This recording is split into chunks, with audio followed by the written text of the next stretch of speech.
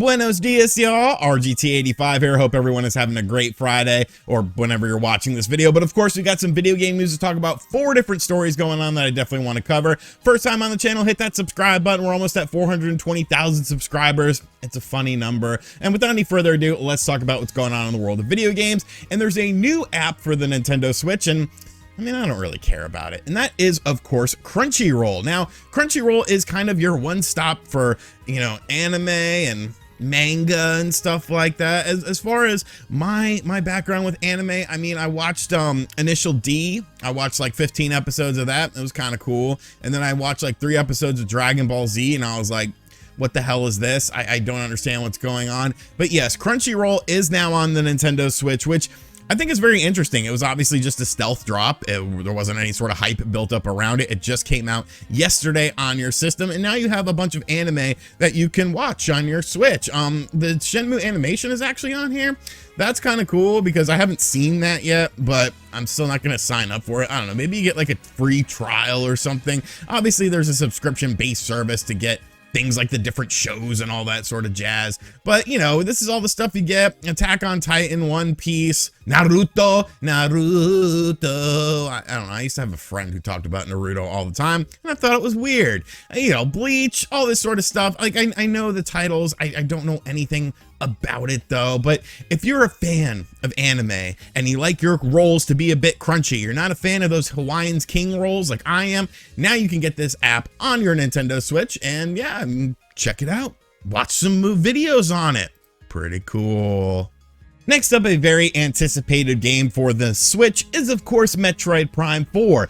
And you're going to see some videos pop up probably over the next day or so about an update for Metroid Prime 4. And I want to tell you guys what this update actually is, because it's pretty inconsequential in the grand scheme of things, but I guess it is something, and that's really more than we've gotten with this game. Of course, we got the initial teaser trailer back at E3 2017. We then got an update about the game that, yes, they pretty much scratched production of it, and they're starting from square one with this, and that Retro Studios is going to be working on this, and then that was it.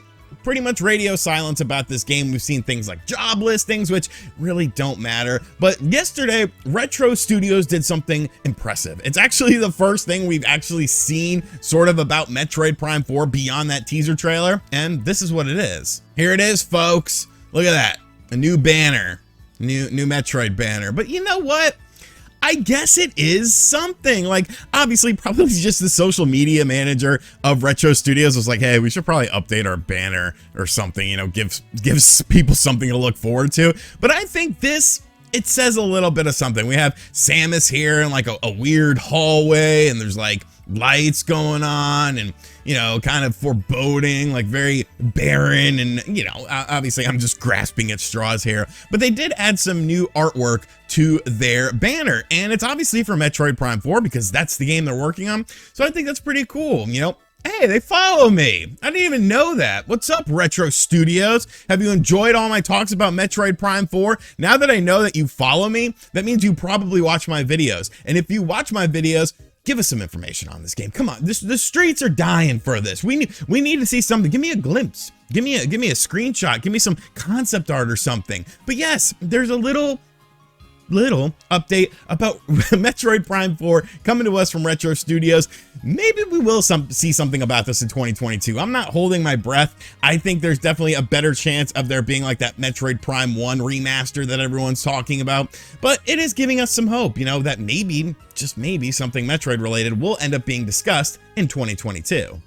Next up, the N64 Online expansion pack for the Switch is something that we've talked a lot about on this channel. It's been kind of dodgy since it first came out. There has, of course, been subsequent upgrades to things, like they fixed the emulation on some of the games, improved input lag in The Legend of Zelda, fixed the water. We talked all about that stuff, and I thought that was a positive sign. One of my main concerns, of course, was the release structure of the games. It had been sort of a while between Paper Mario and Banjo-Kazooie, but it does seem like Nintendo is indeed doing one game per month as far as the month is concerned. Not necessarily 30 days, but like you'll get a game in December, you'll get a game in January, you'll get a game in February. Of course, we already know about what the February game was, but we did not know when this game was actually coming out, but now we do. The game in question is, of course, The Legend of Zelda Majora's Mask for the N64, and this game will be coming out on February 25th. So next week, we'll be able to check out this game. Now, personally, I'm not the biggest fan in the world of this game. I really didn't like it on the N64 all that much. I like the 3DS version of the game a little bit more,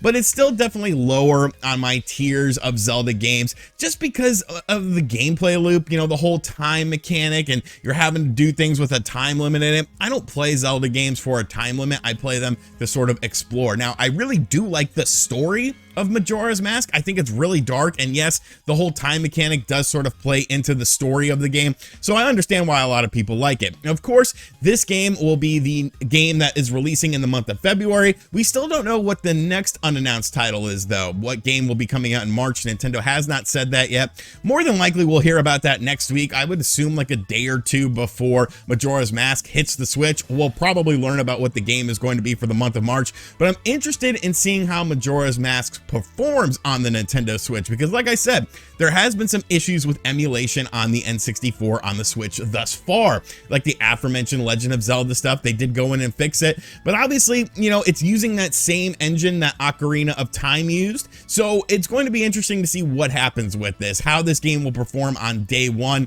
and hopefully it's a good experience. Like, I definitely think it's a game that people should play and check out. Just for me personally, it's just kind of lower on my expectations list of Legend of Zelda games. There's definitely better games in the franchise for me, but I do like the story. I don't know, maybe I'll jump back into it and give it another college try and see what it's all about. But yes, Majora's Mask is the next N64 game. It's coming out on February 25th, so jot it down on your calendars. And finally, one of my favorite Japanese publications to talk about is, of course, Nekkei. Nekkei.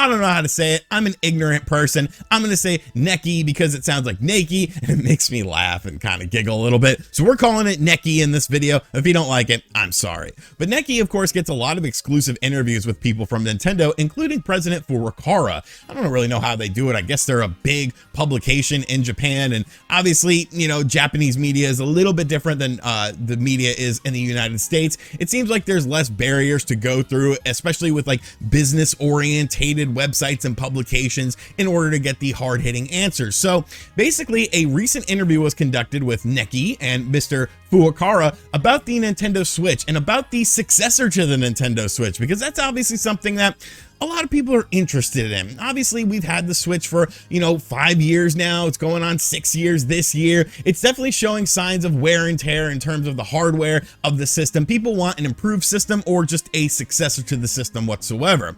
Well, in this interview, that's what was sort of discussed, and President Furukawa said the following. The hardware and software development teams are in the same building, communicating closely and thinking about how we can propose new forms of entertainment. In order to create a single piece of hardware, we have to do a lot of preparation several years in advance, so we are working without stopping. In the end, the deciding factor in whether or not to commercialize a product is whether or not it can create a new experience. Now, obviously, the product in question here is the Switch, because that's the only system that Nintendo is indeed making. They've sort of merged their handheld and their console into one system. But as far as offering a new experience is concerned, I don't, like, I get it. You know, I get that's what Nintendo likes to do, but is it really necessary for them to do it with this system? Because when you look at something like the Wii was very unique because of things like the motion controller. It wasn't about the hardware itself that made it unique. It was the motion controls that made it unique. The Wii U was more about the gamepad. The GameCube, I mean, it really wasn't that unique. It was just small and it used mini discs instead of the regular disc. Whereas with the Switch, like, it's very unique in the ability to be a home console and a portable console all in one. I think that uniqueness is something that is working so well for you. Do you really want to rock the boat with this? Do you want to go in a different direction? Because obviously people are going to want, whenever this Switch successor comes out, they're going to be able to want to play their Switch games on it, because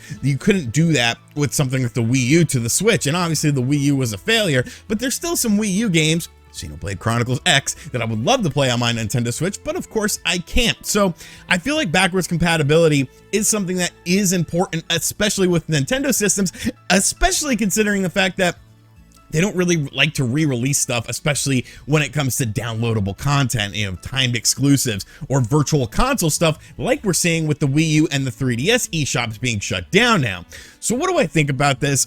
I mean, it makes sense on the surface level, you know, as far as wanting to do something new in the gaming landscape, but how much more new stuff do we really need? How many more sort of, I guess, for lack of a better term, gimmicks do we really need when it comes to Nintendo hardware? Because I feel like what they figured out with the Switch is something that obviously works. It works very well. So why would you want to rock the boat and sort of change things up with that? I think the new form, you know, the new experience would be things like better visuals and better frame rates. If your hardware and your software divisions are in the same building, obviously the software people are like, yo, if we had a little bit more power, we could do this, that, and the other. I have to feel like that's the mentality going into this, because when you're in the game development cycle and you're doing things like engines, you're doing things like graphical engines for a game, you're hampered by the software. You're limited by the hardware that you are using this game to be played on, where if you extend those limits, you could do a bit more. You could do a bit more. I'm not saying it needs to be something